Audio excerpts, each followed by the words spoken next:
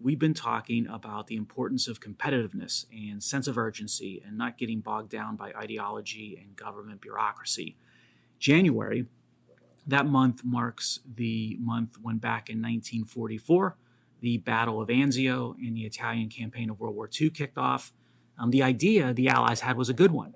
The intent at Anzio was to outflank German forces at the winter line midway up the Italian peninsula and to enable an attack on Rome. But it wasn't going to be easy. The success of an amphibious landing at Anzio, which was on the coast and close to Rome, it had to deal with land that was a basin consisting substantially of reclaimed marshland, and it was surrounded by mountains. And the element of surprise was going to be absolutely crucial. And on top of the surprise, the Allies needed to move quickly once landed at Anzio to move inland off the beach before the Germans reacted and counterattacked it. If the Allies waited and if they weren't decisive, the Germans were going to take the mountains around the basin of the beachhead, and that was going to be really bad news for the Allies. U.S. General Mark Clark, he led the effort.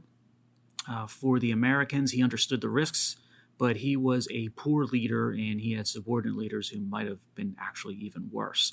So although the initial landing achieved complete surprise at Anzio with no opposition, and a jeep patrol even made it as far as the outskirts of Rome early on, the Allies didn't move decisively and they failed to capitalize. The Allies delayed advance, and German Field Marshal Albert Kesselring, he didn't hesitate. Kesselring moved every unit he could into a defensive ring around the Anzio beachhead, and he flooded the reclaimed marsh with salt water. For weeks, it was an absolute bloodbath for the Allies. In fact, it was some of the worst casualties of the entire war. Now, after a change in American leadership, putting General Truscott in charge, and months of brutal fighting, the Allies finally broke out from Anzio in May of 1944. Horrible price was paid, far greater than should have been paid by the Allies, and we were lucky to prevail, frankly. So why were we lucky? Well, because inefficiency and indecisiveness and bureaucracy and poor leadership, they're never going to be a match for strong leadership that exhibits the opposite traits. Clark and his team got it wrong and didn't adjust. Kesselring was a brilliant commander, and he got it right. And by the way, Kesselring is a villain in my mind, although a brilliant one, particularly when you consider what he did to the people of Italy during World War II.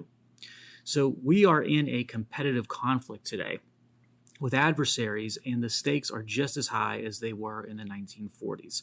If America and the West do not get better leadership, do not drop the ideology and embrace the reality, and if we continue to move sluggishly and inefficiently, we're going to lose the current confrontation with our adversaries. It's not Anzio and it's not bullets yet, but there is a war, and it's largely being waged economically and via policy.